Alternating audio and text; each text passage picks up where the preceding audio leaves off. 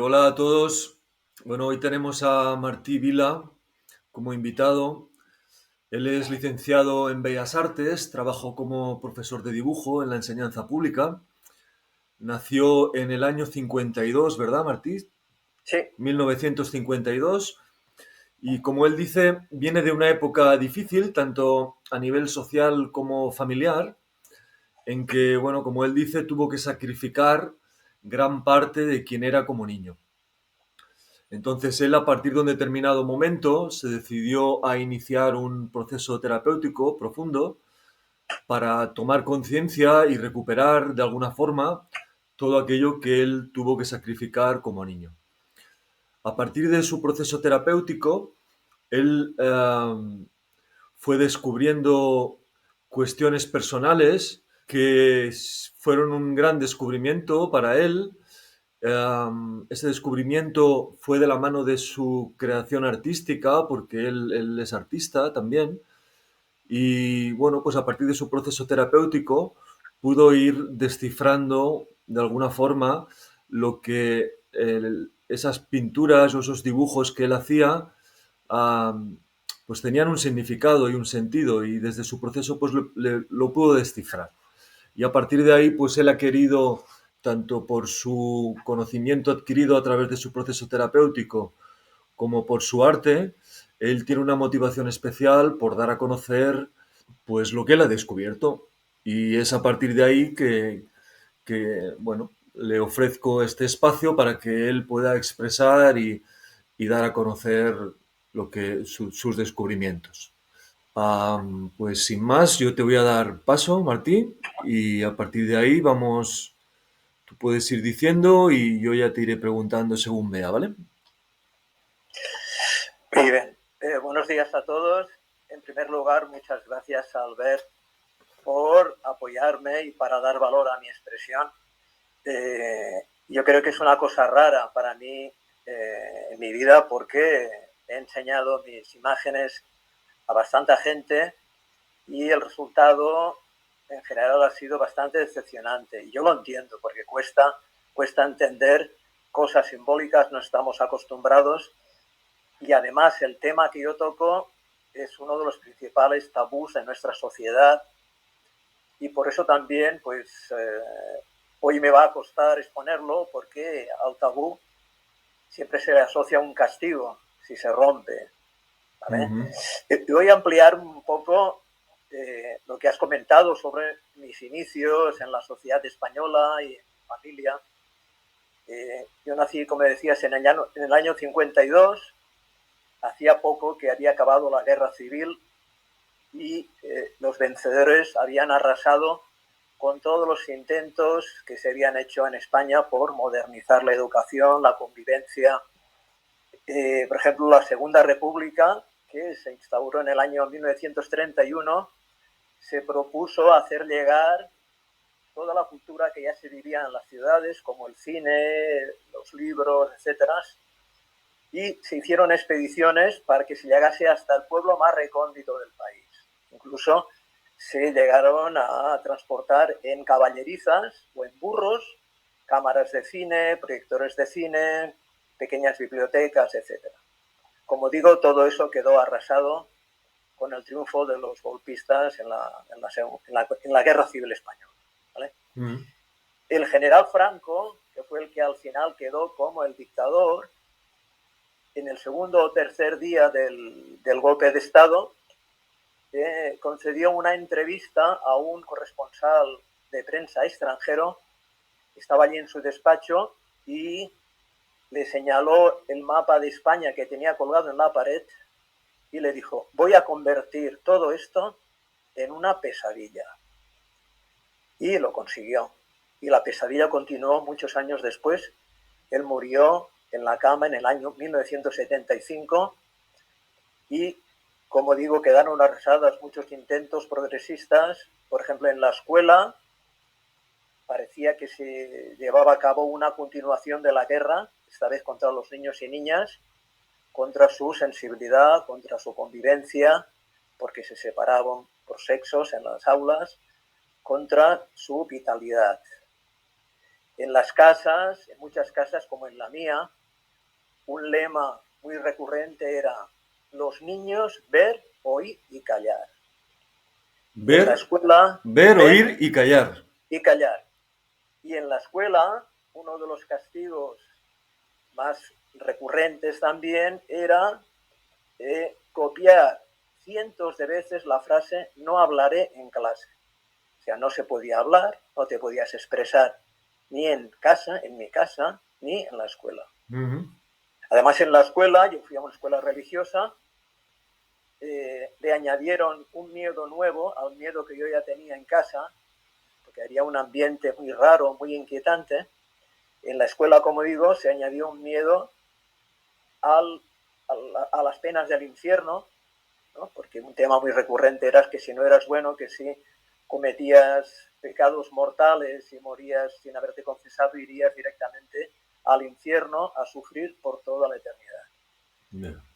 Y yo pienso, a estas alturas, me veo allí como un niño de 6 años, a los que le estaban explicando todo esto, que si faltaba un domingo a misa, que era un pecado mortal, y el lunes me atropellaba un coche y moría, me iba directo al infierno. No. Y además, por otro lado, te decían que Dios era infinitamente bondadoso. Entonces, ¿cómo te comes eso? Ese padre que te protege, pero que no a la mínima por faltar a misa un domingo te envía al infierno, pues todo eso te lo tenías que tragar y tenías que hacer intentos para integrar todo esto. Claro, porque tú eras un niño, ¿eh? Estamos hablando de tu etapa infantil. Sí, yo oficialmente no había llegado a la edad del uso de razón. Yo tenía 6 años. Yo hice la primera comunión con 6 años. Ujú. Y de alguna manera también reconozco que todo ese discurso del Padre, Dios, protector, pues ya me iba bien, porque me proporcionaba un orden, una explicación de la vida que no tenía en casa, Vale, ¿no? Que era todo un caos. vale.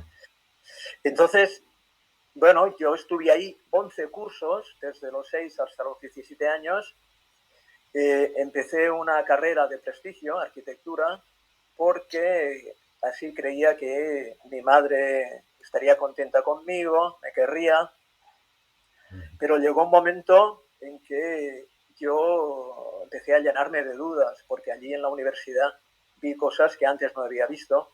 Yo soy hijo de una familia de agricultores y vivía en una casa de campo a la entrada de Barcelona, rodeada por muchos campos, o sea, no era la vida propia de un niño de barrio. Y entonces el colegio religioso estaba en el centro de la ciudad. Yo estaba a caballo entre esas dos realidades, como muy aislado. Y en la facultad de arquitectura pues vi cosas que me dejaron patidifuso. Asambleas, asaltos de la Policía Nacional. Estamos hablando del año 1972. Faltaban 3 años para que muriese el dictador. Vale. Entonces ahí hice un amigo que me enseñó cosas sobre arte, sobre filosofía.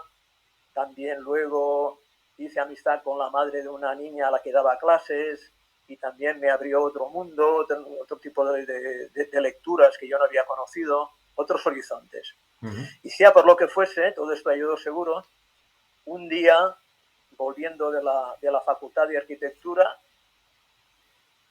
iba en autobús bajando por una de las avenidas principales de Barcelona, por el Paseo de Gracia, y el autobús rodeó una fuente preciosa que hay ahí, en ese paseo, Sí. y se quedó unos instantes parado porque había un semáforo en rojo. Entonces era de noche y los surtidores de agua iban a toda pastilla con una fuerza y un fragor impresionantes.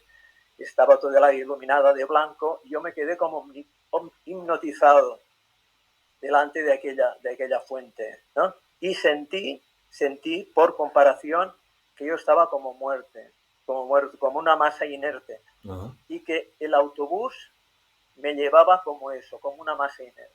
Es decir, resumiendo, yo no iba, sino que me llevaban. Y en ese momento, en ese preciso momento, decidí dejar la carrera de arquitectura y empezar a plantearme qué quería hacer realmente en la vida. Vale. Mi madre, muy preocupada, me pidió que fuese a ver a un psiquiatra que ella iba que por cierto el psiquiatra, y ella me lo comentó muchas veces, tratando a mi madre, que mi madre era muy nerviosa y tenía pesadillas, etcétera, aún soñaba con los bombardeos de la guerra civil, etcétera. Y el psiquiatra, como todo tratamiento, pues le proporcionaba calmantes para que pudiese dormir y le decía, señora Vila, vaya al cine, tiene que distraerse, vaya al cine. Eso se lo decía a tu madre, que también Sí, el psiquiatra la atendía a ella. sí. Y yo pienso, ostras, mi madre tenía 40 y tantos años, la hubiese podido ayudar porque era una persona con muchos problemas. Y todo lo que le ofreció fue eso. Vale, ya. Y luego yo fui a ver a ese psiquiatra y me recibió como una especie de sacerdote. Tenía detrás del asiento del despacho un retablo románico y yo le dije que había abandonado la religión, que me consideraba agnóstico, que quería estudiar cosas artísticas y lo primero que me dijo fue, ¿cómo te atreves a oponerte a grandes hombres y santos de la humanidad como Santo Tomás y San Agustín? Eso es lo primero que me dijo. Esto el Y psiquiatra, además, ¿eh? El psiquiatra. el psiquiatra, sí, sí. Y este hombre era director de uno de los centros importantes de psiquiatría de Barcelona. ¿Vale? Y me dijo, y además, ¿cómo vas a cambiar una carrera de tanto prestigio? Al final, ¿qué? Te convertirás en un artista de estos que viven en una buhardilla comiendo raspas de sardinas. Pero de toda manera, el trato con él sí que me proporcionó algunas cosas importantes. Por ejemplo, me hizo el test del árbol, me hizo dibujar un árbol, hice test con muchas preguntas, con colores, etc. Sobre el test del árbol me dijo, ahí se ve claramente que eres un artista. Entonces, ¿ves? Yo pensé, ¿ves? Te das la razón. Eso fue importante para mí porque era un espaldarazo. Y luego me dijo, veo ahí en el árbol que hay una parte tuya que no se ha desarrollado, ¿no? Y eso me preocupó, tampoco me explicó qué era, ¿no? Pero a partir de ese momento yo me apunté a esto, al árbol como símbolo de una persona, ¿no? Porque me ayudó y le cogí cariño, la verdad. Y luego me comentó también en un test que hice con colores, combinando unos cuadrados de muchos colores, me dijo que no había utilizado el color rojo, que era el color de la sexualidad. Y que ahí se veía que yo tenía un problema con la sexualidad. Y esas dos cosas, lo del árbol y de los colores, a mí me sirvieron. Luego mi madre, muy preocupada porque dejaba la carrera, pues también le recomendaron un psiquiatra para que fuera yo. Era un psiquiatra también de una clínica puntera de Barcelona. Y estuve con él 3 años y pico, pero no trabajé nada sobre la familia. Lo único que me dijo al final era que mi familia se habían limitado a ponerme el plato en la mesa. Posar-me el plat a taula, en catalán. Que quiere decir pues que me habían atendido necesidades, digamos, físicas, de ropa, de alimento, de casa, buscándome un colegio, pero que a nivel afectivo ahí no había nada, ¿no? Pero estuve 3 años y medio, ¿no? Y también pienso, yo empecé ese tratamiento que no tenía aún 20 años, que me hubiese podido ayudar. Y en ese sentido no lo hizo. No lo hizo, ¿no? Tuve que esperar a empezar un tratamiento posteriormente, cuando yo tenía pues 32 años. Vale. Bueno, y la cuestión es que yo empecé Bellas Artes, era un plan tipo Renacimiento, pintura al óleo, modelado en barro, dibujo al carboncillo, pintura de modelos, pintura de bodegones, paisajes, y llegó un momento que todo esto no me gustaba. Empezó en mí una especie de, como una fuerza que se fijaba en objetos concretos, en copas, estas que utilizamos para beber agua, en pinzas de tender la ropa, en las cartas, en los naipes de la baraja española, y empecé a comparar ahí elementos de estos y hacía combinaciones. Y luego para tener la imagen, pues no podía guardar los objetos montados de aquella manera, hacía fotos. Vale. Y sentía una alegría especial. Yo lo había escrito esto cuando hacía Bellas Artes, en varios trabajos teóricos o en redacciones que hacíamos, que las leían los profesores, y nadie me dio tampoco ninguna referencia a que aquello podía ser una representación de algo que podía ser problemas de mi persona, etcétera, ¿no? Vale, vale, vale. Esto es lo que enseñarás después, más adelante, ¿verdad? Sí, sí. Y claro, estuve durante unos años haciendo imágenes de estas y solo fue cuando empecé una terapia psicocorporal en la consulta de Marc Costa, cuando llevé ahí esas imágenes y esos objetos y empecé a trabajar con ellos. Y vi cosas que me ayudaron mucho a comprenderme. De acuerdo. Adelante, adelante, Martín. Mira, Qué si más quieres quieres? podemos ver la imagen número 1. ¿Quieres que pasemos a las Sí, sí, imágenes? sí, sí. Vale.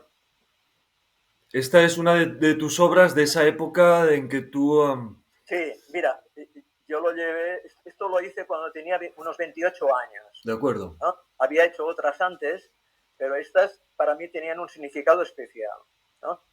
Y ya te digo, yo tenía 28 años, era 1980 y hasta el 84, 85 no lo llevé a la consulta. Bien.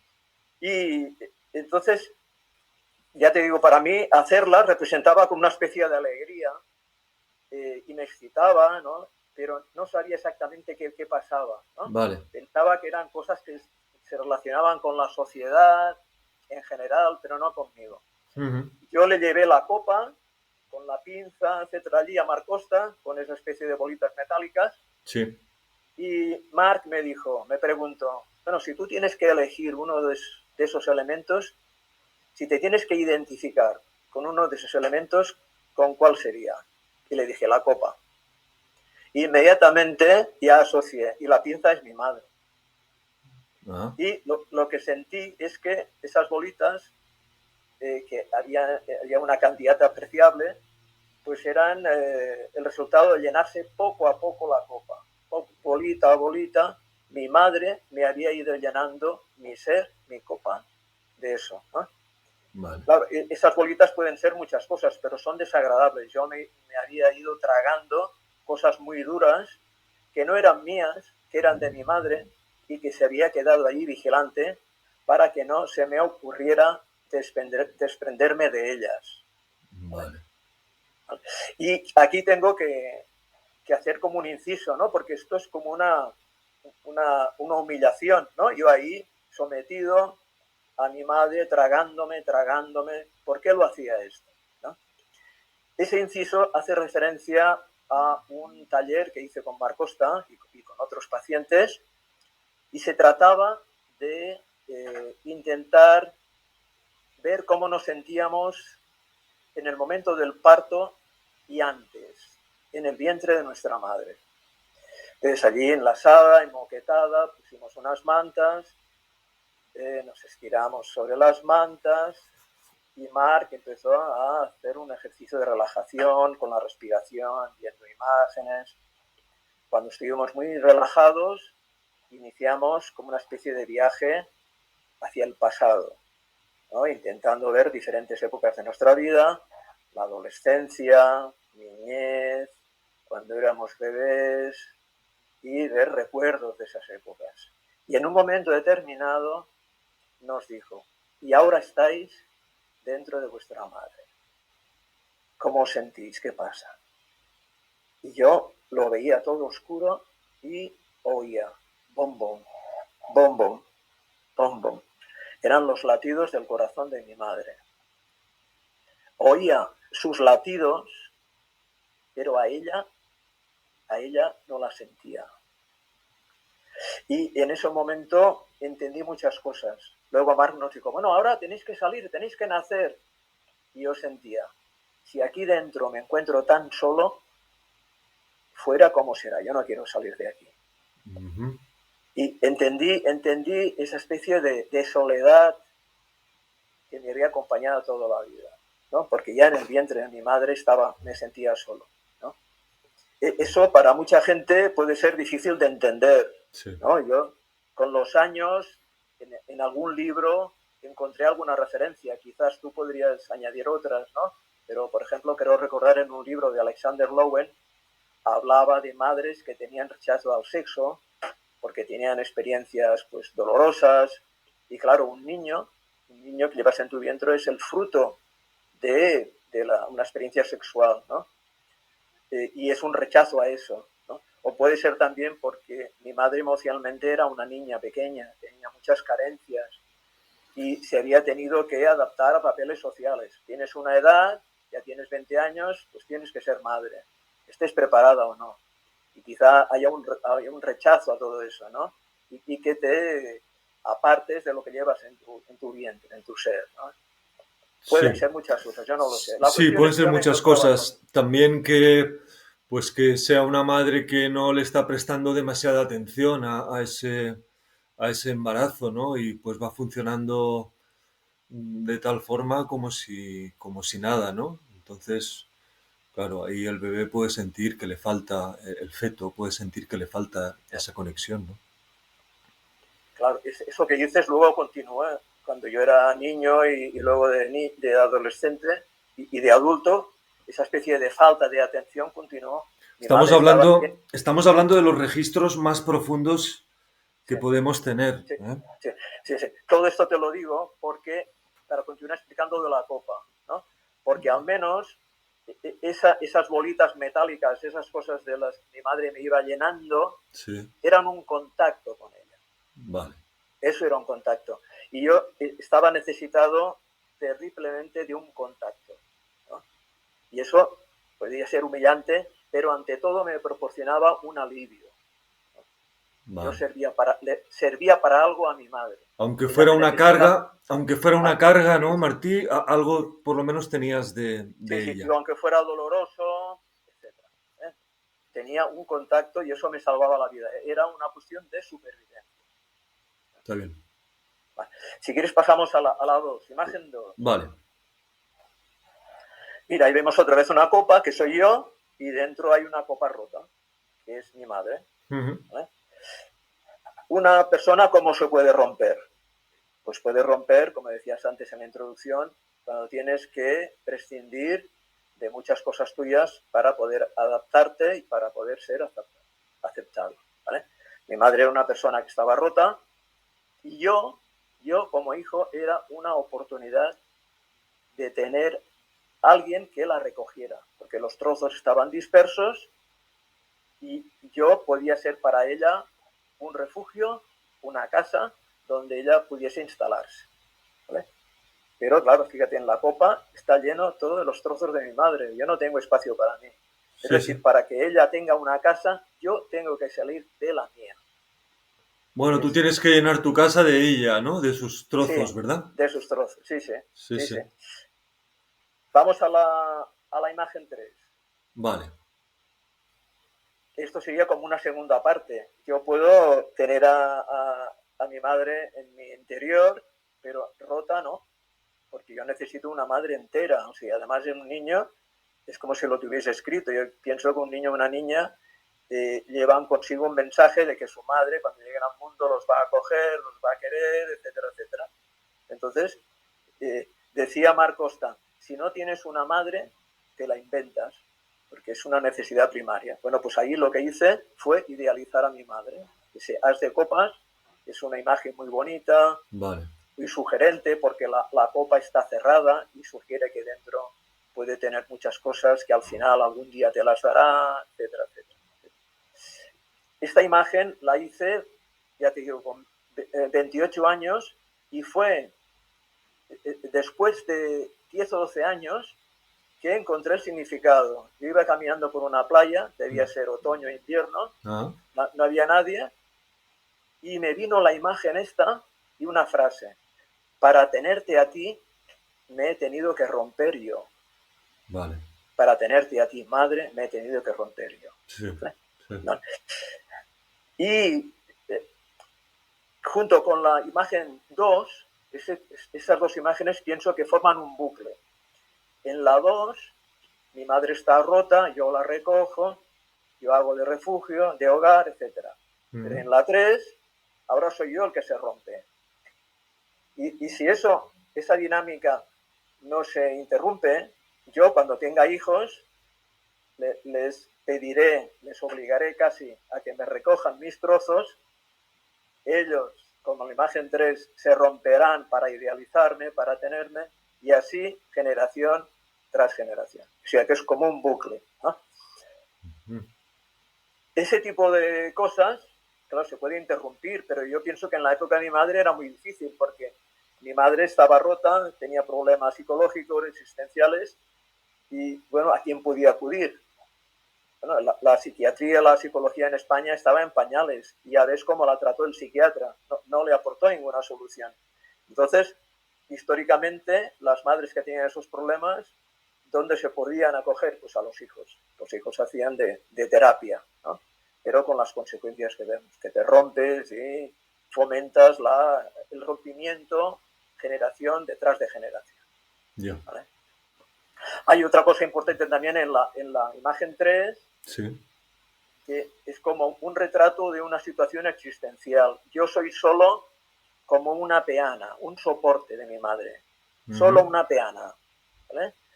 Entonces, es como mi madre es la causa, yo estoy ahí sosteniendo la causa, mi madre es la causa más importante, la más primaria, ¿eh? Yo solo Tu existo, causa, tu causa. sí, sí, sí, sí. Y en función de la causa yo vivo, yo soy ese soporte. Vale. Y eso yo pienso que me va a condicionar la vida futura buscando causas, porque es mi identidad. Yo solo soy soporte de causas, ¿no? Y puede ser un fanático de cualquier causa y puedo cambiar de causas, pero siempre seré solo el soporte. Bien, vale. Que es como una especie de condena, Sí, sí. ¿no? Bueno, vamos a la 4. Esta imagen da miedo. Yo lo he comprobado a veces cuando he enseñado a personas y me lo han confesado, ¿no? Y a mí también me lo daba esta imagen, ¿no? Sí. Ahí se ve mi madre con unos ojos que son una carta de la baraja española, el 2 de oros, que es como una mirada como alucinada, ¿no? Y yo estoy ahí, soy la sota de oros, ¿no? Y después también de algunos años me vino la frase que era la siguiente: yo veo, madre, que tú no me ves. Y esto para mí es insoportable. Y la única solución que se me ocurre es prescindir de mis ojos y adoptar los tuyos. Y al final acababa: lo que no podías saber, madre, es que estabas ciega.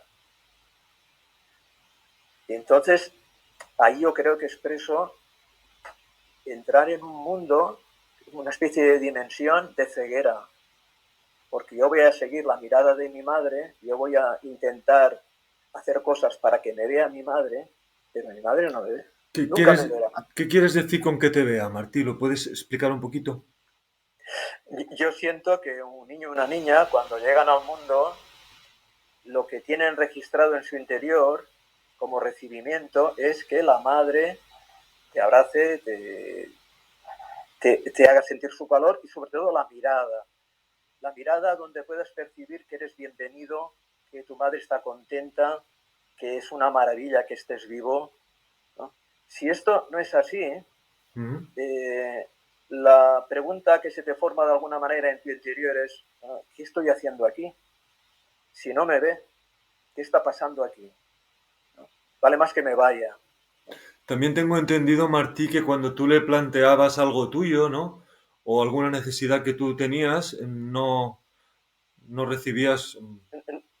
No había respuesta, ¿no? Y además de no recibir respuesta, molestaba, yo sentía que molestaba. Si, Vale. por ejemplo, tenía necesidad de contacto y pedía que me abrazara, eso molestaba. Si yo me sentía incómodo, me sentía pues contrariado y lloraba, molestaba. Todo eso molestaba. Y también a veces la presencia molestaba, ¿no? Cosas que de niño no puedes Ya. entender, pero ahí está. Vale. Como la sensación de que te está diciendo a cada momento: pero ¿qué estás haciendo aquí? Vale. ¿Qué estás haciendo aquí? ¿Por qué has venido? Vale, vale. Está bien. Seguimos, si te parece, Martí, con la siguiente. Sí, vamos con la 5. Sí. Esto es como una continuación de lo anterior. Ahí vemos un mar. Fíjate que el mar está hecho de cartas boca abajo, Sí. también como el anterior, en la 4, era un suelo de cartas. Es como una realidad en que es un misterio, un enigma, ¿no? Y como un juego extraño, que no se sabe bien qué está pasando y a qué se está jugando, ¿no? Ahí se ve ese mar de cartas sí. Yo estoy en un barquito de papel que voy a la deriva, yo no conduzco nada, se me lleva las olas donde quieren, Ujú. y la única referencia, el faro, que está ahí, es la mirada de mi madre, ¿no? O Vale. sea, hay una necesidad de conexión con la mirada de la madre para no perderme, ¿no? Aunque sea una mirada a veces dura, intransigente, que no me ve realmente, pero al menos está ahí. Es como la única conexión que tengo a la posibilidad de sobrevivir. Porque sin eso, ¿dónde voy? Que se me lleva todo, ¿no? Que me quedaría flotando en el espacio, perdido. Ujú. Vale, Bueno, pasamos a las 6. bien. Y aquí podemos plantearnos, ¿y mi padre? Con todo esto, ¿dónde Ujú. estaba mi padre? Ahí vemos en esta especie de universo de copas boca abajo. Sí. En la izquierda estoy yo y a la derecha abajo está mi padre. Mi padre era una persona, digamos, muy rara, muy reconcentrado en sí mismo. Si vemos un poco su biografía, podemos entender qué le pasaba, ¿no? Mi padre se quedó huérfano cuando tenía 8 años, era hijo de agricultor, nació en 1916 en una familia también muy fría, su madre una persona muy autoritaria. Y claro, a los 20 años, guerra civil, 3 años de guerra civil, estuvo en la batalla del Ebro, sobrevivió haciéndose el muerto debajo de una pila de cadáveres, porque las tropas de Franco enviaban primero a los moros y los moros no hacían prisioneros con los heridos, los remataban, ¿no? Mi padre estaba herido, sobrevivió así, haciéndose pasar por muerto, estuvo Ujú. en un hospital, estuvo un año en un campo de concentración y luego 3 años de mili, que debían ser un infierno, viniendo de donde venía. Mili En es total, servicio militar. servicio militar. En total, de los 20 a los 27 años, una guerra, campo de concentración y el infierno del servicio militar. Y luego ya, al cabo de un año, con 28 se casó, ¿no? Eh, Eran 4 hermanos, tenía un hermano mayor y 2 más pequeños. El mayor murió a los 26 años, luego otro hermano murió a los 21 y una chica, una hermana, a los 17. O sea, Ya veo. de los 4 hermanos solo sobrevive él. Su madre era una pobre señora desconsolada, todo el resto de su vida se pasó allí llorando la ausencia de toda la familia, ¿no? Ya. Y mi padre, una persona muy reconcentrada en él mismo, a mí nunca me explicó nada, ¿no? Tenía muy asumido el papel de muchos padres de la época, que la educación de los hijos pertenecía al ámbito de la mujer en la casa y que él se tenía que marchar de casa a buscar trabajo, a buscar el sustento de la familia, ¿no? Ya. Pero tanto madre como padre en un ambiente de agricultores era muy parejo, ¿eh? Mi madre, además de las tareas de la casa, vendía las verduras en el mercado central de madrugada, se tenía que levantar a las 3 de la mañana y empezar a vender a las 4 de la mañana. O Ujú. sea que era una vida muy dura. Hasta que no tuvieron una cierta edad, fueron ya mayores, no se tomaron unas vacaciones. O sea, esto era la España de la época también. Vale. Sí, sí. O sea, quieres Bueno, decir que con esta imagen quieres decir, Martí, que había mucha... la distancia, o sea que yo hubiera necesitado un padre que le pusiese freno a mi madre, ¿no? Yo no tuve nunca una visión de lo que era la masculinidad, ¿no? Él, me imagino, y tengo la certeza casi, de que también estaba sometido a su propia madre y en ciertos aspectos a su propia esposa, ¿no? Y entonces la esposa le dijo, no, no, esto es terreno mío, como pasaba en muchas familias, y tú aquí no te tienes que meter. Entonces, este aspecto de hacer de contrapeso a esta absorción que hacía mi madre, pues no lo hizo. No lo hizo, ¿no? De acuerdo. Esto lo encontré luego, esta figura paterna, en Marc Costa, en Mar Costa. terapia corporal. Marc Costa me afirmó en mi derecho a protestar delante de los abusos de mi madre. Él me decía muchas veces, Tú tienes derecho a sacar tu rabia, a reivindicar, tú tienes derecho, sácalo, tienes derechos. Eso de tener derechos es una cosa que yo no tenía asumido, Ya. solo tenía obligaciones. Y Vale. mi madre podía hacer lo que quisiera, ahí no tenía que responder a nadie. Ujú. Bueno, si te parece, vamos a las 7. Sí. Mira, aquí hay un retrato de lo que era mi mundo. En mi mundo había un sol, que era la mirada de mi madre, era un sol que no calentaba, que no aportaba vida, no fomentaba la vida, pero ahí estaba. Y yo me hacía la ilusión de que me calentaba. Ahí estoy yo partido por la mitad. Ujú. Hay una parte, fíjate que las dos copas están como invertidas una respecto de la otra. Son como dos mundos irreconciliables. Hay una mitad que sería la que tocaría el suelo, las piernas, Sí. y se parte por la zona de la cintura. Podemos hablar aquí de la zona sexual. Sí. Todo eso está por una parte. Y luego la otra mitad, de cintura para arriba, pues sería lo más mental, pensamiento, las ilusiones, etcétera. Fíjate que hay una especie de alambre, de espino, que yo lo asimilo a un cordón umbilical, una especie de cordón umbilical, que Ujú. me une a la mirada de la madre, ¿no? Y que eso que te decía antes era lo único que tenía, ¿no? Para agarrarme. Pero que ese cordón umbilical no toca a la copa de la izquierda, ¿no? O sea, la zona esta más de tocar de pies en el suelo, la genital y todo eso está rechazado, Sí. ¿no? Solo vale, mi madre solo acepta la otra mitad. Vale. Vale, vale. Claro, tú ibas descubriendo todo esto a medida que tu proceso terapéutico iba avanzando, ¿verdad? Sí, y ya te digo, y son imágenes que algunas me han costado muchos años descifrarlas y lo voy haciendo aún. Esta última que te he dicho, al Vale. plantearme esta entrevista, lo he descubierto ahora. Vale. Quieres O decir sea, que aún ahora vas descubriendo sí, detalles sí, sí, que no sí, habías sí, visto, ¿no? sí, sí, sí. Y pienso que seguramente será así hasta el final de mi vida, ¿no? Porque vas viviendo, vas descubriendo cosas nuevas y las vas revisando, ¿no? ¿Y esto qué te aporta a ti, Martí? ¿Qué te supone ir Ah, tomando mira, a conciencia mí de me esto? supone, es como haber fotografiado mi realidad íntima, la auténtica. Es Vale. como, nadie me puede decir, esto no es verdad. Yo le diría, mira, lo he visto y he hecho un reportaje, lo he fotografiado. ¿Vale? Son diferentes aspectos que están ahí y me han ayudado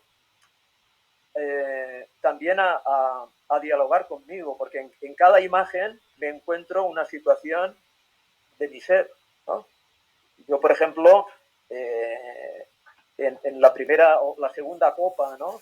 Que estoy recibiendo los trozos de mi madre rota, pues yo le podría decir, pero Martí, ya no tienes que contener los trozos, tú no tienes que hacer de casa de tu madre. Ella tendría que haber solucionado sus problemas de otra manera, pero tú no tenías que salvarle la vida así a tu madre, ¿no? Yo se lo puedo decir, pero eh, ese Martí que está haciendo esa función durante muchos años ha sido la única posibilidad de sobrevivir y de tener a la madre. Y Ujú. está ahí registrado. Y no es tan fácil desprenderse de eso, Sí. ¿no? Y también hay otro factor importante. La madre, yo creo que para un niño pequeño es como una diosa, la diosa de la vida, ¿no? Ujú. Y el hecho de dar cobijo a la madre, porque tiene problemas, te hace ser muy especial. Es como un templo, eres el templo de la diosa, ¿no? Y eso te da una gratificación especial. Esto diríamos que es una entelequia, pero en la situación de un niño pequeño tan necesitado, esto es como un chute de una droga. O sea, sentir que tú eres el templo de la diosa. Ya. Bueno, esto es lo que aprendiste tú, ¿no? De esa relación con tu madre, ¿no? De que tú eras el templo de la diosa en Sí, la que ella se había convertido, ¿no? Para sí, ti. y es una seducción también que ejerce la madre. Todo eso es inconsciente, ¿eh? Ujú. Aquí también podemos tocar el tema de la maldad y la bondad. O sea, todo esto los padre y madre, todo esto no lo hicieron ni por maldad ni por bondad. O sea, ellos hicieron lo que pudieron y además era lo que siempre se había hecho, ¿no? Ujú. Las tradiciones familiares y tal y cual, ¿no? O sea, nacían sí. los hijos, muchas madres y padres tenían hijos para que luego estos fueran el, el consuelo de su vejez, etcétera, etcétera, etcétera, ¿no? Mm, O la solución de sus problemas, ¿no? ya, ya. Porque no había consultas psicológicas. Aquí los únicos consejeros que podían haber serían los curas, pues que te daban recetas de resignación, Dios está contigo, pero que el problema personal no te lo arreglaba, Mm. ¿no? Y entonces, claro, la psicoterapia, todo esto, ya sabes, esto es muy reciente, ¿no? Y la humanidad pues ha arreglado sus problemas como ha podido, ¿no? Es una cosa así, es así. Está bien.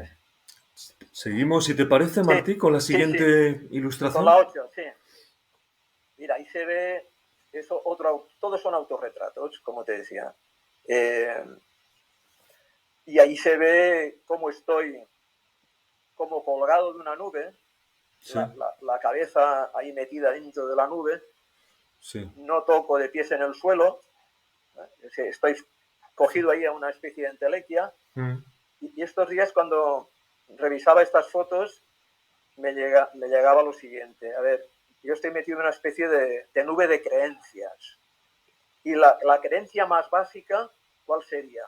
Y me llegaba cuando aprendíamos caligrafía allí en el colegio, a los 6 años, aprendías las letras, aprendías cómo hacer palabras, y un clásico era con la M y las vocales, ma, me, mi, mo.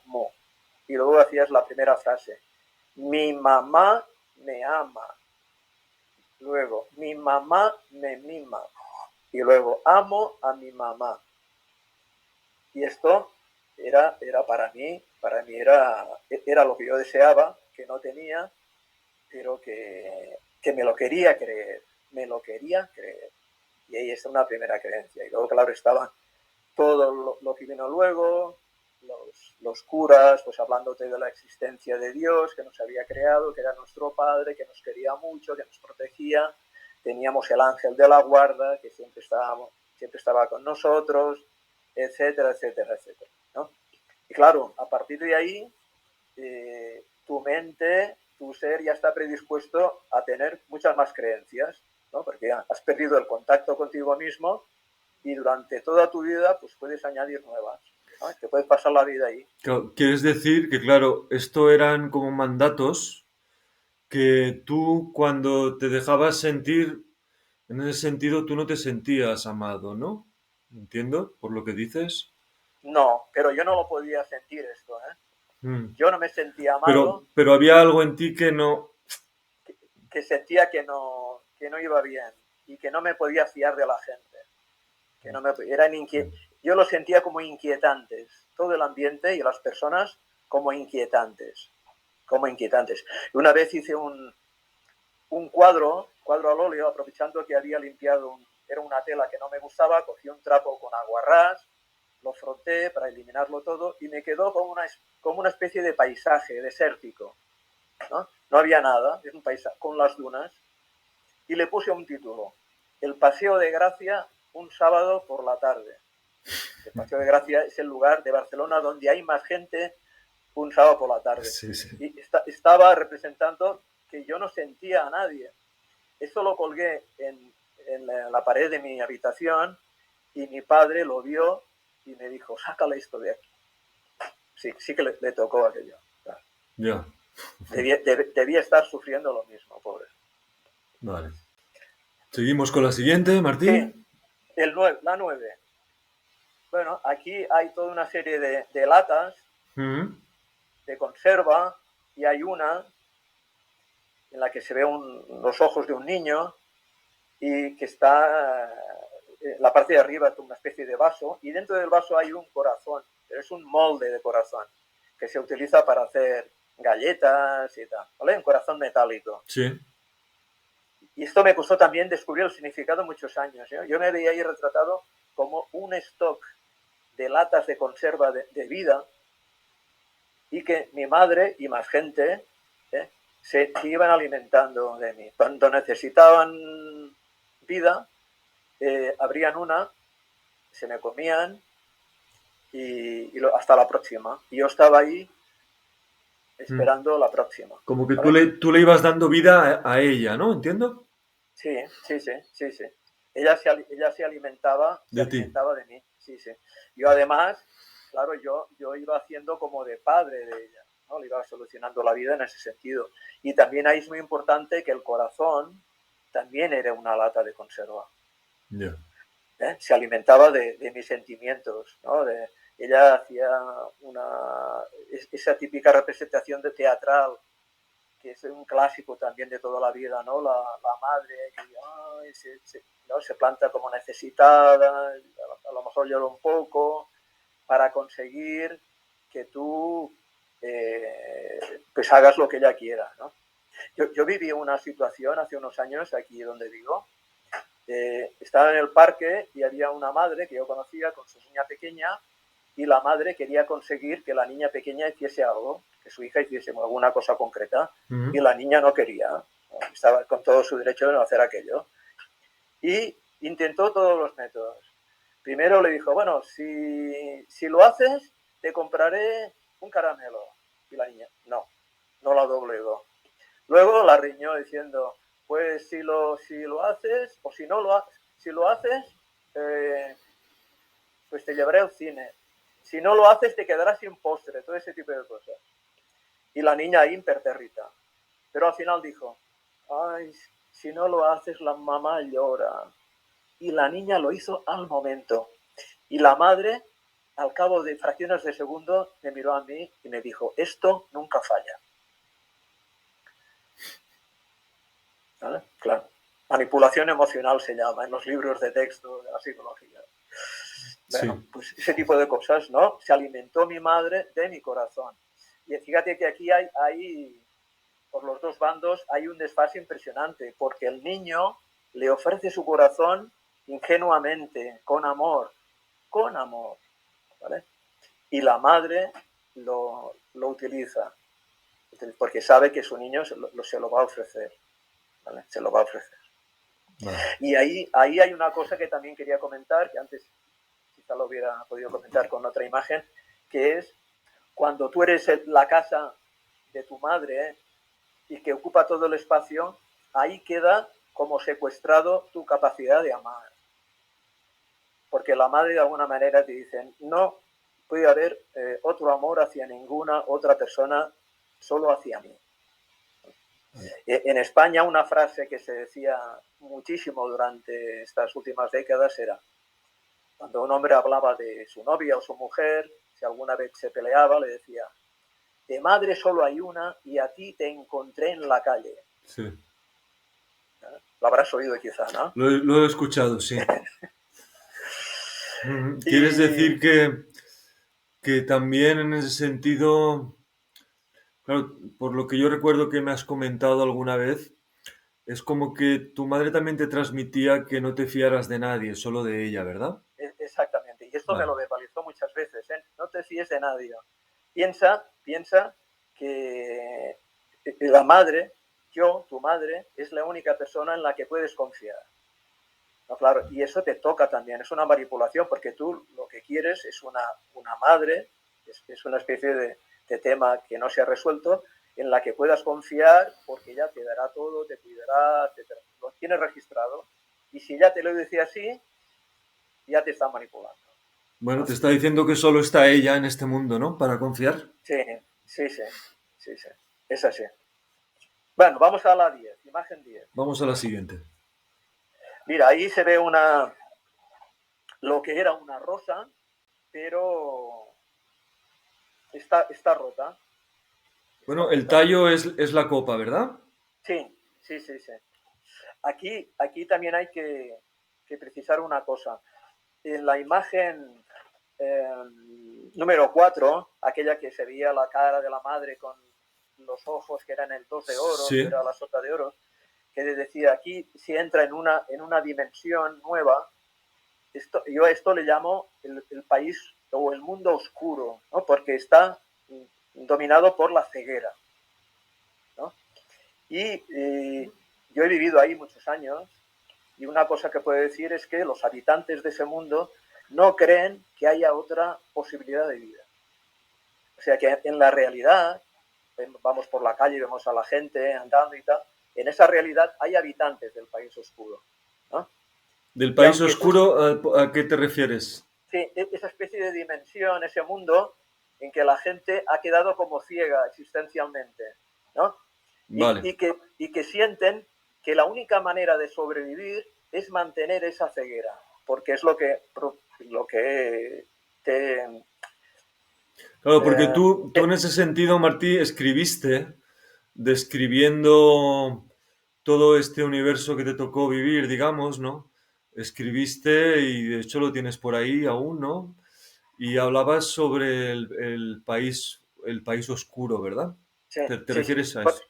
sí, porque es un mundo, claro, porque un país, no es un país que se puede encontrar en un atlas geográfico ni en internet, no se puede encontrar, ¿no? Pero que tiene unos habitantes y que tienen unas normas comunes, ¿no? Tienen leyes.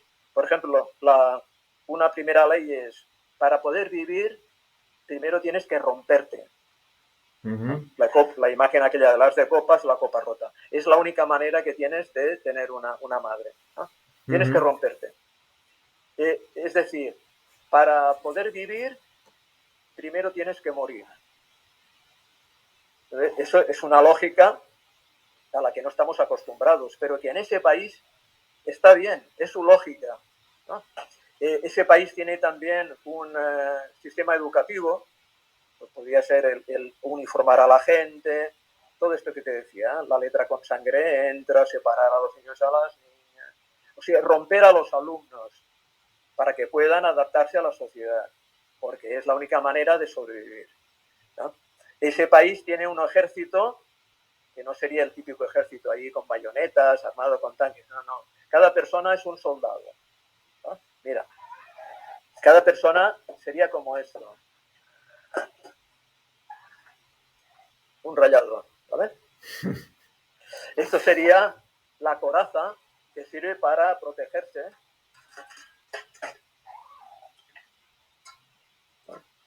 Entonces, ujú. desde aquí vas mirando la realidad, tú estás protegido, y cuando van maldades te escondes. Cada persona está así y se unen acumulando rayadores y con esto van formando torres, muros y forman una especie de gran fortaleza. O sea, ese mundo considerado como una fortaleza que te da seguridad, te da seguridad. Ujú. Esta es Y una obra que también te salió en su momento, ¿verdad? Con los rayadores. sí, sí, sí. Ujú. Vale, Martín, no sé si quieres decir Ah, algo más del país oscuro o seguimos con la sí, ilustración seguimos esta. con esto. Mira, seguimos con esta que estábamos, la 10. Sí. ¿Eh? Esto se lo llevé también a Marc Costa y él me dijo, mira, aquí los que trabajamos con el cuerpo, ese tipo de terapia, pues esas imágenes las solemos ver como un cuerpo humano. Y tú tienes ahí esas hojas de la rosa, fíjate que tienes ahí un alambre que está liado, ¿eh? Y eso corresponde a la zona genital. Es un Ujú. retrato de represión de la sexualidad, Vale. ¿no? Claro, y mi madre tenía la mala costumbre de hablar a veces de mi padre en unos términos ambiguos que a mí me llevaban o me llegaban de una forma muy clara. Algún día me decía, ay Martí, si tú supieras lo que hay que aguantar. Y eso se refería a la sexualidad, ¿no? O sea, me estaba diciendo que tenía que aguantar a su marido, que no le gustaba, que era sucio, etcétera, etcétera, etcétera. Cosas muy de la época también, ¿no? De la educación. Yo recuerdo a mi abuela materna, o sea, la madre de mi madre, una vez estaba en su casa, yo estaba estudiando Bellas Artes y ahí dibujábamos y pintábamos a modelos, ¿no? Hombres y Ujú. mujeres desnudos. Sí. Y recuerdo la clase de anatomía, que teníamos una profesora y nos decía, no hay nada más bonito que el cuerpo de una mujer. Y nos decía, la española tiene cuerpo de guitarra, ¿no? Todo ese tipo de cosas, ¿no? Y recuerdo que en casa de mi abuela materna un día empecé diciendo, no hay nada más bonito que una mujer, y a mí me salía por dentro desnuda. Y ella dijo, no hay nada más bonito que una mujer vestida. para que te hagas idea de por dónde iban los tiros. Ujú. Tú lo que quieres decir, Martí, es que ahí en esa relación con tu madre, tu sexualidad o tu visión, la visión de tu sexualidad y de la sexualidad en general, también se resultó afectada, ¿verdad? Muy afectada, porque era como un torpedo a mi fuerza masculina. Y encima, claro, mi padre no estaba, pues ahí era le echo en falta muchísimo, le eché en falta, no estaba, ¿no? Y encima luego iba de la casa familiar al colegio, y ahí los curas, toda la cuestión del sexo estaba súper demonizado. En aquella época era terrible. Yo viví Ya. en una época de la iglesia en España muy terrible, sí, sí, sí. Ujú. Era un pecado terrible la cuestión de la sexualidad. Si coges el catecismo de la época, te dicen, ¿cuáles son los fines del matrimonio? Primero, entre esposo y esposa, amarse y ayudarse mutuamente, criar hijos para el cielo y como remedio a la concupiscencia. Ahí va eso, remedio, o sea, la relación sexual no era una relación de amor, era, bueno, pues se excita uno por un lado y otro por otro, y ahí, pues bueno, Dios lo permite, es algo sucio, ¿eh? Pero Dios lo permite porque están casados. Y los curas se encargaban de decirlo de otra manera, decían, el estado religioso, como nosotros, es el estado más perfecto. Los otros, los que no son como nosotros, si no se pueden aguantar, bueno, pues que se casen. Ujú. Por ahí iban los tiros, ya ves. ¿Eh? Ya. Esto era en la época, los años 60, los Beatles estaban cantando All You Need Is Love y los curas con esa retahíla. Yo siento que, digamos, en el ámbito religioso hay personas muy válidas. Yo tengo varios amigos en ese ámbito, les tengo mucho afecto y tienen otra relación con la vida que la que yo experimenté en mi colegio. Además, era una época como muy intransigente, eh, y el concepto sobre todo de la sexualidad era terrible allí, en aquel ámbito, ¿no? Ujú. El ideal de la mujer para ellos era el de la Virgen María, y yo tengo la sensación que a la mujer se la veía como una fuente de tentaciones, como el instrumento del diablo para hacer caer en el pecado al hombre. Vale. Esto no lo decían así, pero a veces se les escapaba, ¿eh? Y ya te digo, entre mi casa y el colegio, que eran los dos ámbitos en que yo estaban, se alimentaban uno al otro, en Ujú. ese sentido. Y respecto de la imagen que te comentaba, claro, Sí. ahí se ve como yo reprimí mi genitalidad, porque yo me consideraba, eh, como hombre, pues era como mi padre, ¿no? Mi madre lo tenía que aguantar, esas suciedades que se tenían que aguantar, y yo pues era uno más. En aquella época se hablaba de las relaciones sexuales en el matrimonio como deberes. O sea, si por ejemplo el hombre tenía ganas y la mujer no, pues la mujer se tenía que prestar porque era un deber matrimonial. Vale. Y yo me pregunto a estas alturas, la mujer, por ejemplo, cómo se tenía que sentir como persona. O sea, estaba ahí como una cosa. Podría ser como una muñeca hinchable perfectamente, ¿no? Cómo tenía que ver el sexo y las relaciones sexuales. Todo esto de cara afuera no se podía expresar, pero la mujer se sentía así. Ya. Y había en esas épocas, entre los años 40 y 80, había un consultorio en la radio, consultorio femenino muy famoso, de la señora Francis, que muchas mujeres expresaban ahí malestares, había muchas cartas que no se radiaban, pero que luego se conservaban, y se ve cómo las mujeres expresan esos malestares. Y claro, la respuesta generalmente era resignación, tenga en cuenta que su marido tal, Dios la acompaña, pero nunca había una solución para eso. Bueno, ellas también tenían esas creencias que les habían metido, ¿verdad? Más allá de lo que ellas pudieran sentir, ¿no? Sí, sí, sí, había como una especie de división. Estaba la mujer, la santa y la puta. Ujú. Con eso ya lo digo todo. O sea, Ya. esa especie de esquizofrenia o esquizoide, ¿no? Sentimiento esquizoide de que la mujer santa, que es, bueno, la pura, la que no tiene deseos sexuales, y la otra, la que manifiesta su sexualidad y sus deseos, esa es una puta. Ya me explicarás. Sí, Eso sí. en la España franquista era así. En la siguiente fotografía también está la pinza ahí Sí, justamente a la altura de la en la, sexualidad, ¿verdad? en la zona genital, sí, sí. Y ahí también quiero comentar un hecho que es los habitantes del País Oscuro, cuando miran desenfocando, o sea, tienen como una especie de velo en los ojos que no pueden ver directamente la realidad, Los ¿no? Y al habitantes del final, País Oscuro, perdona Martí, son los que han vivido esa experiencia de tener que renunciar a sí mismos para sí, contentar a los padres, ¿no? exactamente, que viven en una especie de ceguera, una ceguera existencial, ¿sabes? Y no lo saben, lo peor es que no lo saben. Y esa ceguera es peor, porque un ciego normal puede ver que no ve, pero los habitantes de ese país oscuro no ven que no ven. Y no hay peor ciego que quien no puede ver, ¿verdad? Que Sí, quien no quiere ver, ¿verdad? que no quiere ver, ahí está la cosa. Ahí está la cosa. Sí, sí.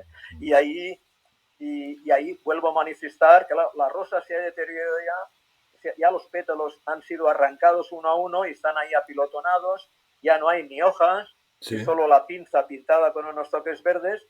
pero un habitante de esa oscuridad ve una rosa, Ujú.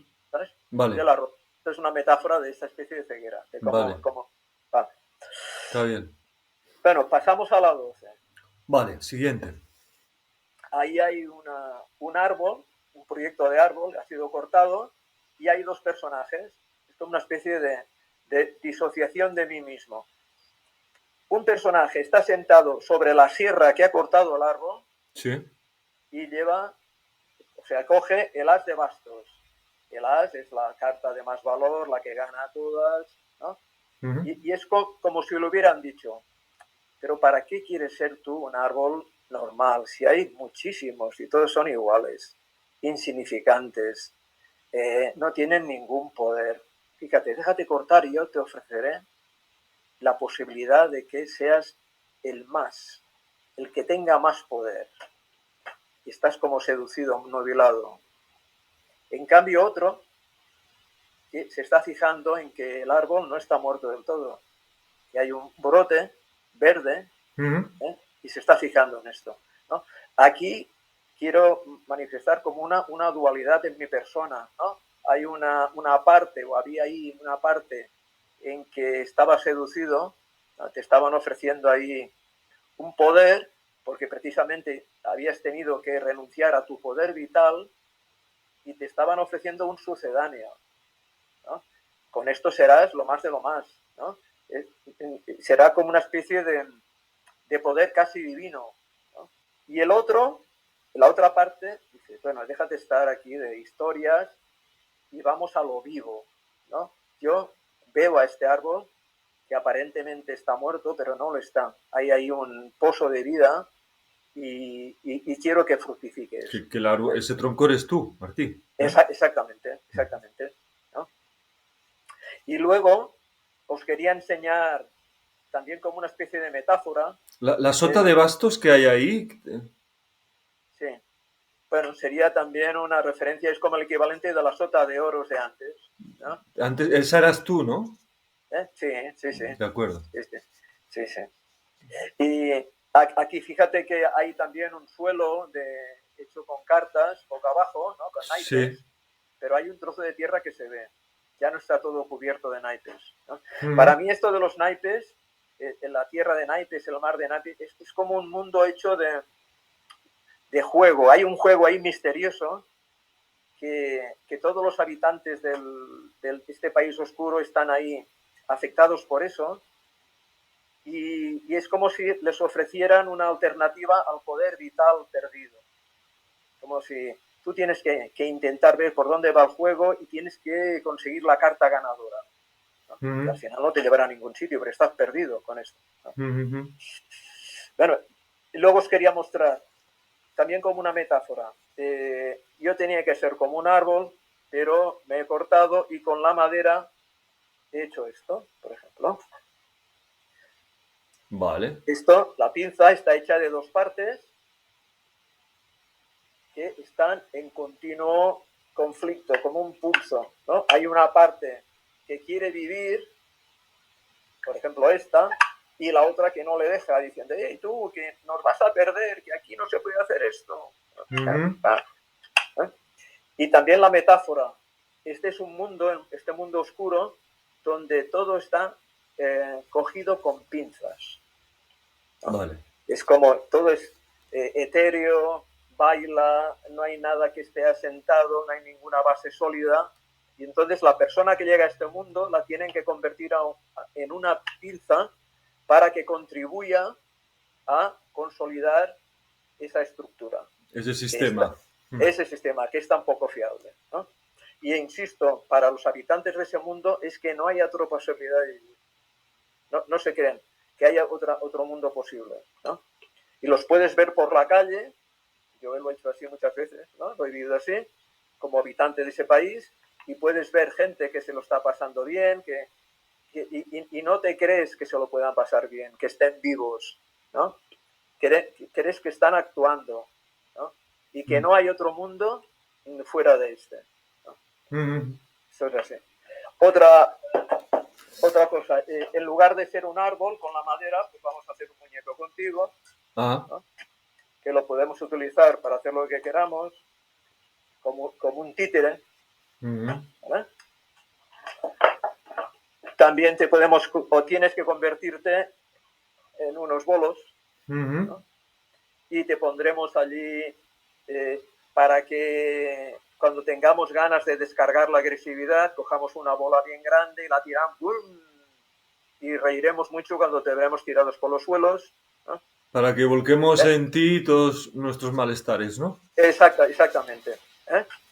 Y tú tienes que aguantar y encima sonreír. Pero no te preocupes, porque esta humillación que has recibido, luego también te puedes convertir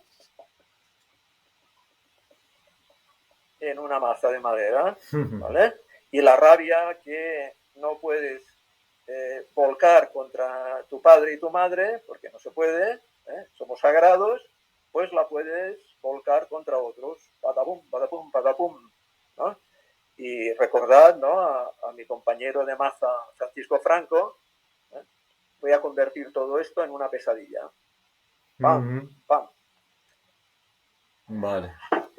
Bueno, y también una cosa más amable, con tu madera, podemos hacer unos juegos de construcción para que mamá, cuando juegue, construya palacios e imagine que es la princesa que vive en el palacio, ¿no?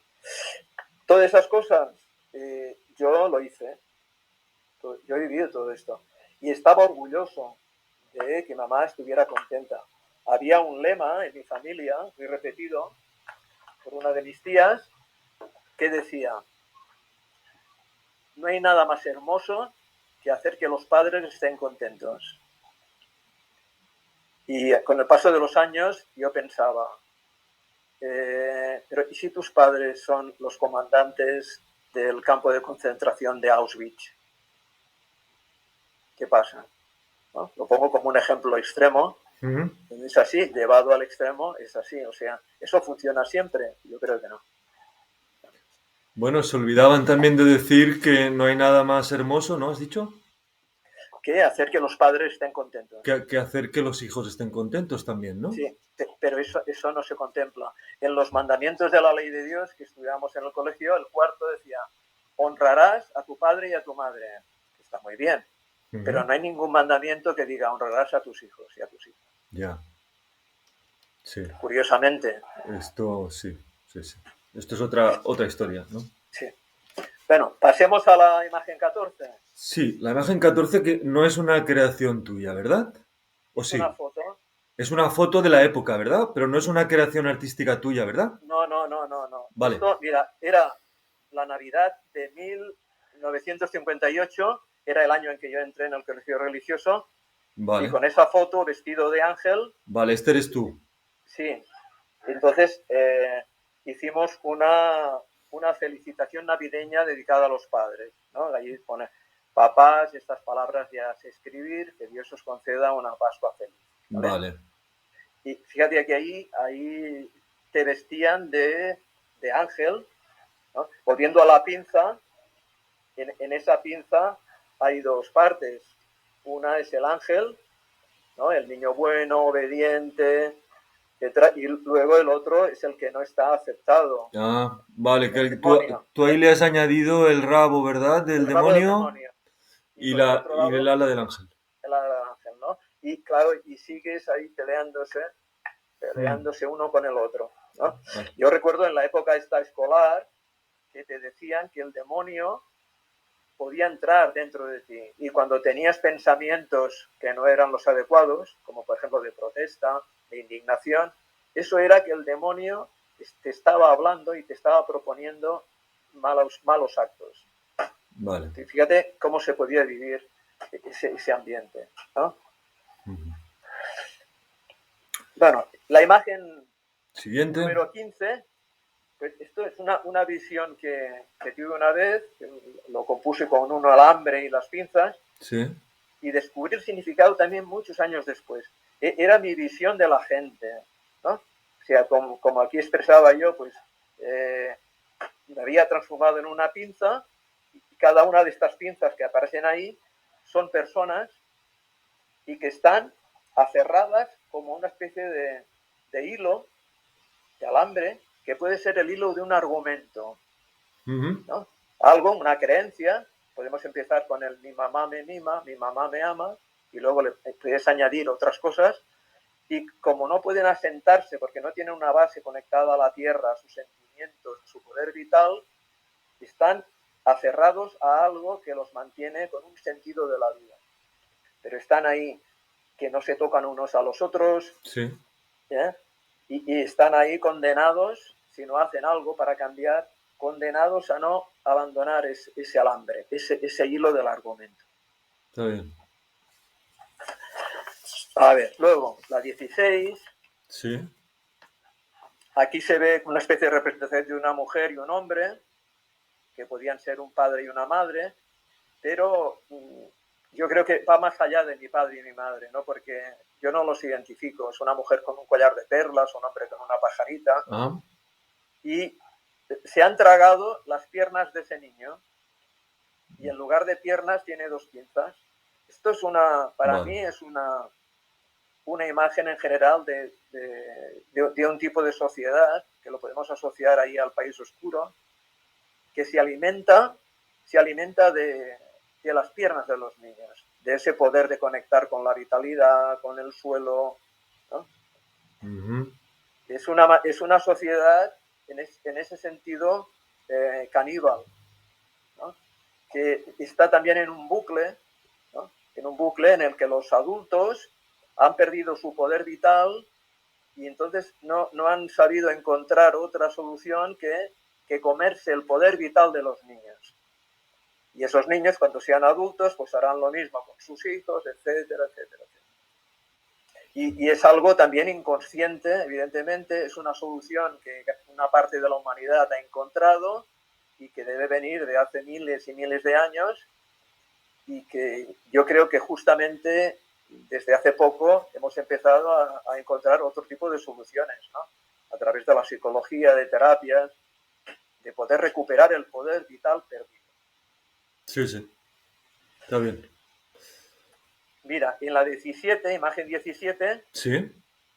esta hace referencia a un artículo que hice para una revista.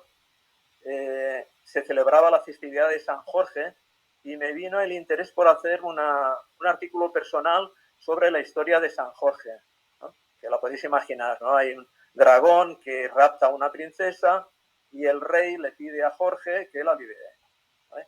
Entonces, el relato empieza que Jorge está durmiendo y esa noche tiene un sueño y se ve como una carta de la baraja española, es el caballero de espadas, Ujú.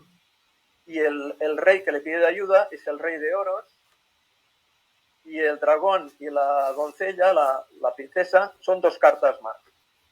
Y está súper inquieto ¿no? por ese sueño que ha tenido, incluso fabrica las cartas del dragón y de la princesa y se dedica a combinarlas, intentando averiguar cuál es el significado del sueño, ¿no? y piensa, bueno, no puede haber otro que yo como caballero mate al dragón y salve a la princesa. Y va poniendo las cartas sobre una mesa y se va imaginando lo que va pasando, ¿no? El dragón está rugiendo, pero en ese rugir identifica algunas palabras. Y luego el rey le insiste, pero mátalo, mátalo, que no ves. Y él piensa, no, espera, que quiero ver qué dice. Y en lugar de matarlo, intenta escucharlo y ve que está como cargado de agresividad. El dragón. El dragón está cargadísimo de agresividad. Y Jorge, que ya ha iniciado también alguna terapia psicocorporal, piensa, bueno, la agresividad, ¿cómo la trabajamos? Recuerdo que Marc Costa decía que la agresividad era un tapón que si no se sacaba impedía que saliesen todos los aspectos más amables de la persona. Entonces, le propone lo mismo que hacía Marc Costa. Le dijo, mira, pues esa agresividad, en lugar de volcarla sobre las personas, los animales, pues puedes volcarla con objetos inanimados, ¿no? Muebles o rocas, y le propone eso, ¿no? Y el dragón empieza a golpear ahí las rocas y las hace añicos, y Jorge se da cuenta que aquello le reverbera también en su cuerpo, en su ser, y tiene ganas de apuntarse también. Y el rey, que también estaba ahí pidiéndole, pero mátalo, mátalo, también le llega esa onda, y también la cuestión es que se ponen los tres ahí a sacar agresividad. Y sacan mucha agresividad contra la princesa, contra la dama, que estaba ahí aparentemente secuestrada y tal y cual, ¿no? Y al sacar toda la agresividad, al final se dan cuenta que se funden las tres cartas en una persona de carne y hueso, en una sola persona. Y se dan cuenta de que habían estado prisioneros como de un encantamiento. Alguien o alguna situación los había transformado en tres cartas distintas. Y al poder sacar la agresividad y darse cuenta que compartían esa agresividad, se unen en un ser humano normal, ¿no? Vale.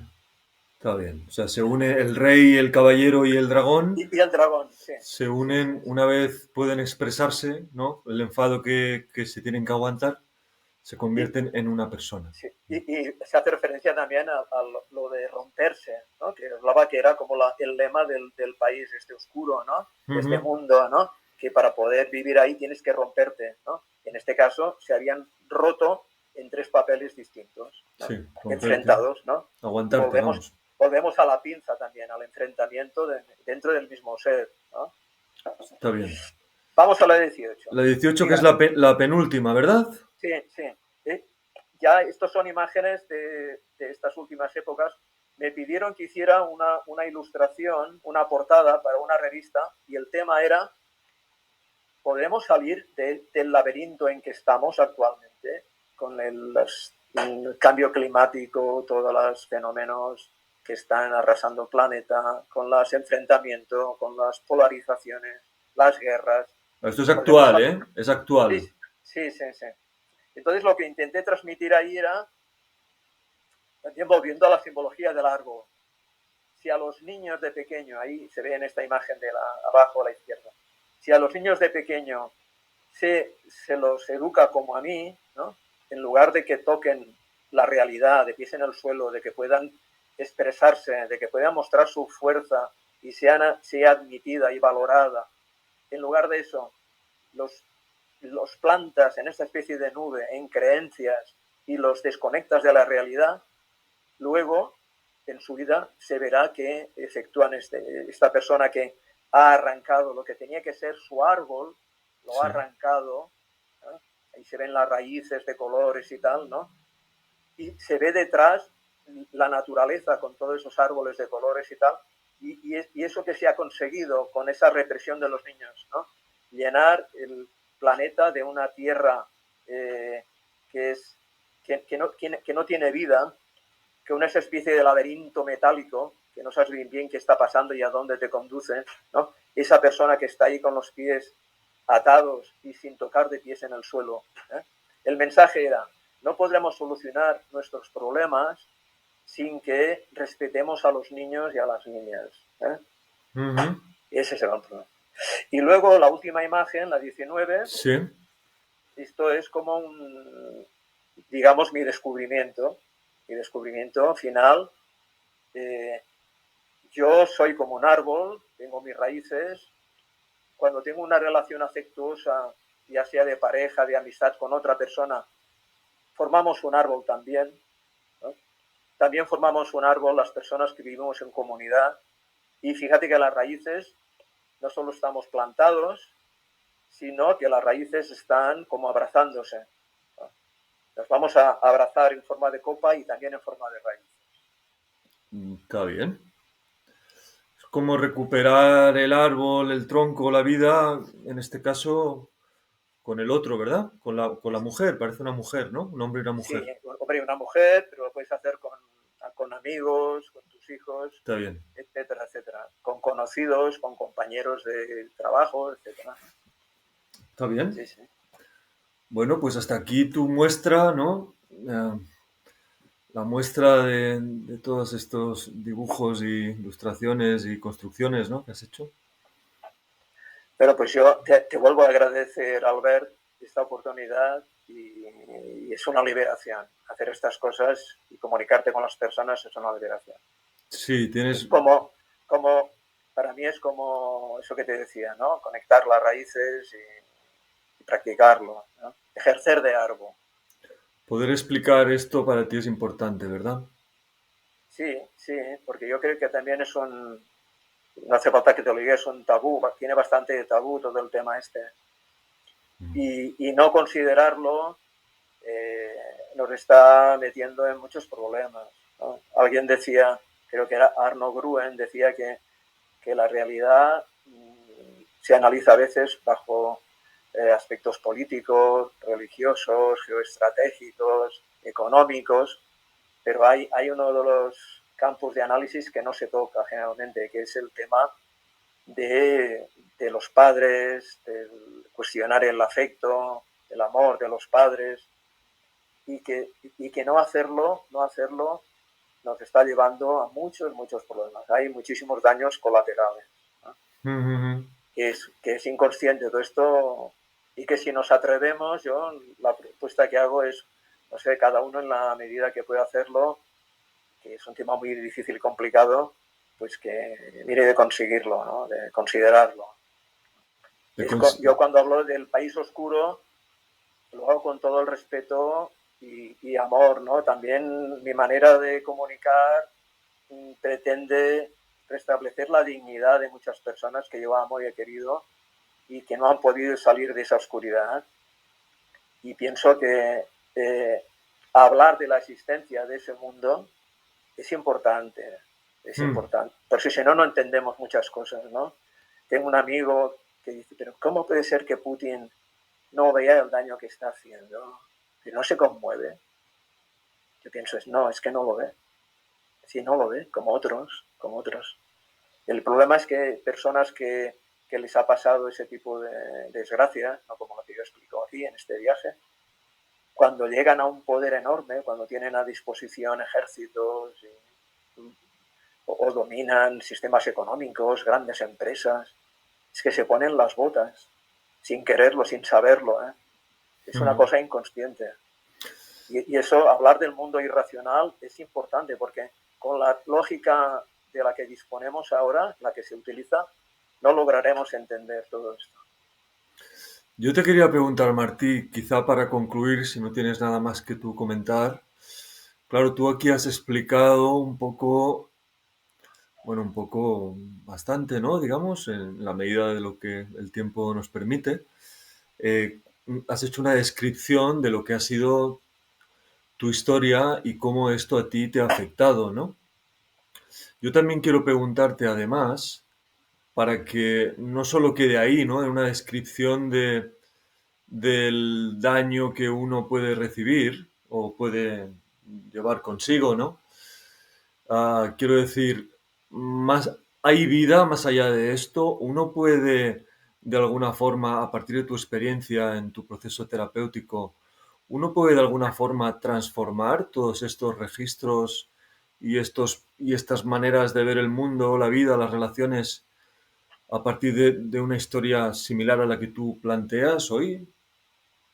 Sí, claro que sí. ¿Cuál es tu experiencia? Sí, mira, yo quiero insistir en que lo que no quiero explicar es mi biografía, mi vida, o sea, eso ya me lo conozco, ya es mío, ¿no? Lo que quiero transmitir es lo que puede esto tener en común con otras personas, en una medida o en otra, ¿no? Y también pienso que es importante, por ejemplo, explicar cómo llegué al mundo de la terapia psicocorporal. Yo iba en Barcelona a un centro que trabajaban con energías del cuerpo y estaba dirigido por un matrimonio argentino que trabajaban con un método que se llamaba método Averasturi y trabajaban sobre todo con pianistas y violinistas que tenían problemas musculares y que les impedían tocar, ¿no? Pero trabajaban en general con la energía. Esto me lo recomendó un amigo, yo fui y en una de las sesiones, trabajando con el cuerpo, creo que la monitora que estaba con nosotros me tocó algo aquí en el tórax, se me abrió el tórax de las tensiones que tenía. Yo no me di cuenta, ¿no? Hasta ese momento que lo tenía tan cerrado y tenía una sensación de poder amar y de amar, ¿eh? Como si se me hubiera abierto el corazón, ¿no? Sobre todo esa coraza que yo tenía aquí en el pecho, se me había abierto por los instantes que fuesen y podía amar, ¿no?